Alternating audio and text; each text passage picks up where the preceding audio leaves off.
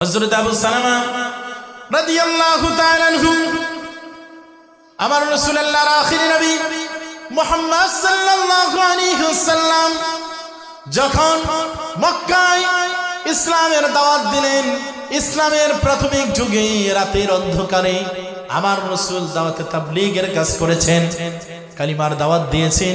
ভাইরা আমার, বন্ধুরা আমার, কাফের মুশরিকরা নির্যাতন নিপীড়ন নির্যাতন চালিয়েছেন, জুলুম চালিয়েছেন। ভাইরা আমার, বন্ধুরা আমার, প্রাথমিক যুগে যারা ইসলাম ধর্ম গ্রহণ করে কালিমা পড়ে মুসলমান হয়েছিল, তাদের উপর বিভিন্ন অত্যাচার নির্যাতন জুলুম কাফের মুশরিকরা তারা চালাচ্ছিল, যার কারণে এক পর্যায়ে আল্লাহর হাবিব মুহাম্মদ সাল্লাল্লাহু আলাইহি ওয়াসাল্লাম হযরত আবু বকর রাদিয়াল্লাহু তাআলা আনহুকে সঙ্গে নিয়ে মদিনায় হিজরত করবেন। তারপর